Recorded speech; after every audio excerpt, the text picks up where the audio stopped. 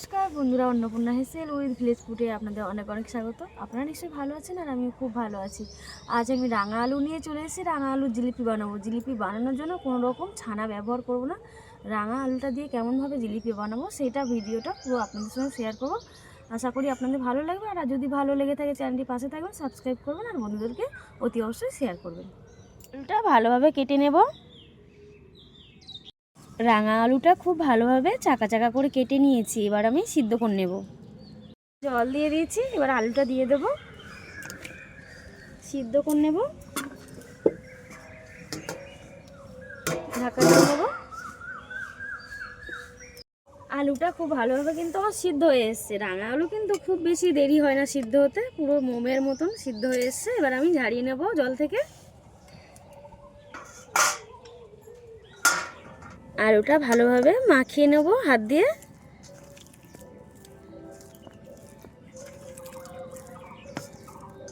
এমনি আলু দিয়েও হয়, তবে রাঙা আলু দিয়ে বেশি ভালো লাগে।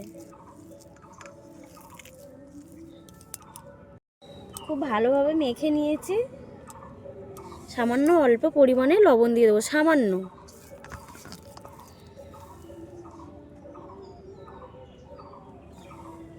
এক চামচ ময়দা দিয়ে নেব। ময়দার বদলে চালের গুঁড়োও দিতে পারেন আপনারা।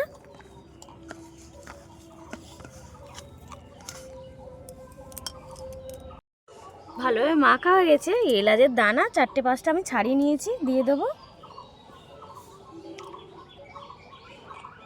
টেস্টটা যাতে ভালো হয় তার জন্য 1 চামচ শুকনো দুধ নিয়ে নেব। এটা আপনারা অপশনাল, আপনারা দিতেও পারেন কিন্তু নাও দিতে পারেন, দিলে কিন্তু টেস্টটা সুন্দর আসে।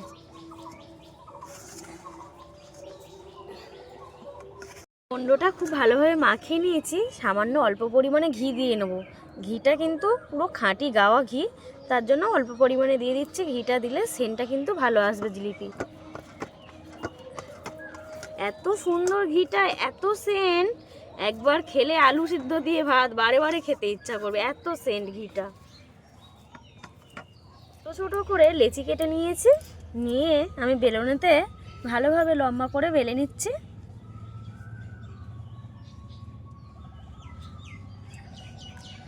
এইভাবে ঘুরিয়ে নেব পেঁচিয়ে।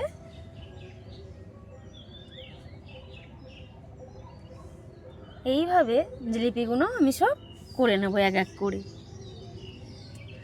ফের আবারও একটা করে নেব।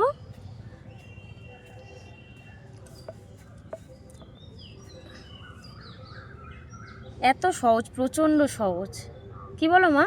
হ্যাঁ রে, ভালোই তো সহজ। মনে হতো যেন খুব কঠিন, কিন্তু কঠিন তো কিছুই নয়। না, এইভাবে করে নেব। কড়াতে তেল বসিয়ে দিয়েছি, তেলটা গরম হয়ে গেছে। এবার জিলিপিগুলো ছেড়ে নেব।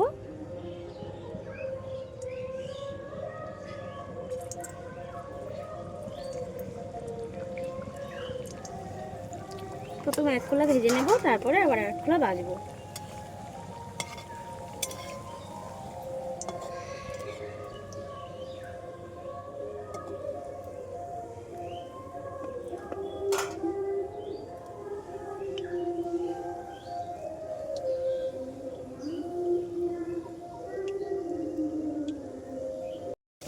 রং কিন্তু হচ্ছে ঠিক আস্তে আস্তে।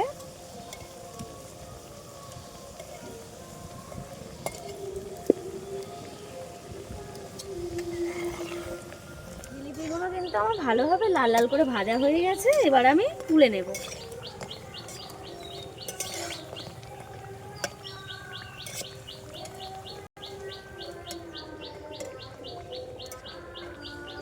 ব্যাস, তো ভাজাই হয়ে গেল, আর একবার ভেজে নেব।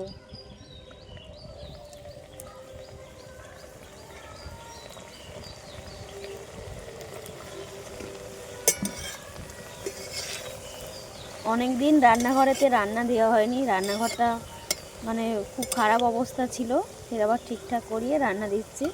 এই রান্না বান্না শেষে আবার কাজে বেরোতে হবে তাড়াতাড়ি করে গুছিয়ে। বন্ধুরা প্লিজ আপনারা পাশে থাকুন, যাতে আমি এগিয়ে যেতে পারি আর ছেলেটাকে ভালোভাবে মানুষ করতে পারি। কারণ ও তো হোস্টেলেই থাকে, আমি আগের ভিডিওতে আপনাদের বলেছিলাম অনেক। লোকের বাড়িতে কাজ করে আর এই রান্না করাটা অসম্ভব হয়ে যাচ্ছে, কিন্তু কিছু করার নেই, ছেলেকে মানুষ করার জন্য তো করতেই হবে। যদি রান্নাঘরটা একবার দাঁড়িয়ে যায় আপনাদের আশীর্বাদে বা আপনারা যদি পাশে থাকেন, তাহলে কিন্তু আর কারোর বাড়িতে কাজে যেতে হবে না। এটা নিয়েই থাকলে কিন্তু আমার ছেলেকে ভালোভাবে মানুষ করতে পারবো। তার জন্য আপনাদের আশীর্বাদের খুব প্রয়োজন। প্লিজ আপনারা আমার পাশে থাকুন যাতে আমি এগিয়ে যেতে পারি। হ্যাঁ। ছানার জিলিপি তো খেয়েছো, রাঙা আলুর জিলিপি কোনোদিন খেয়েছো? না রে মা, কর দেখি একটু ভালো করে খেয়ে দেখি কেমন লাগে। ঠিক আছে, আমি প্রথমবার ট্রাই করছি, দেখবো কেমন লাগে। আচ্ছা ঠিক আছে। সিরাটা করার জন্য কড়াইতে জল দিয়ে দিয়েছি, যেহেতু তেল ছিল কড়াতে ওই জন্য একটু সাদা সাদা টাইপের উঠে ভাসছে। এবারে আমি চিনি দিয়ে দেবো, মোটা দানার চিনি। ব্যাস হয়ে যাবে মা, ওইটা দাও, দিয়ে দিলে হয়ে যাবে। ব্যাস সিরাটা করে নেব। 2-4টে এলাচ ফাটিয়ে দেবো। এলাচটা দিয়ে দাও। হ্যাঁ দিয়ে দিলাম। এলাচটা দিলে মানে সেন্টটা সুন্দর আসে। এখনকার এলাচ একদম ভালো না, দানা খুব কম। এটা খুব ভালোভাবে হয়ে গেছে, এবার আমি জিলিপিগুলো দিয়ে দেবো।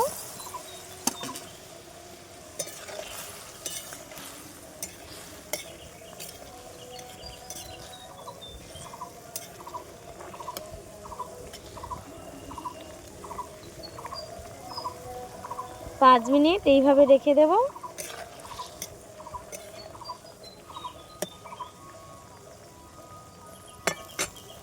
মিষ্টিটা দেখুন কত সুন্দর হয়েছে। লাল আলুর জিলিপি যে এত সুন্দর দেখতে, না দেখলে বোঝা যাবে না কত সুন্দর হয়েছে। দেখুন পুরো রসালো টইটুম্বুর। 100% গ্যারান্টি দিয়ে বলছি বন্ধুরা, একবার করলেই লাল আলুর মিষ্টিটা বারে বারে কিন্তু খেতে ইচ্ছা করবে। এত সুন্দর লাগে খেতে, খুব অল্প সময়ের মধ্যে আর অল্প খরচে খুব সুন্দর মিষ্টি।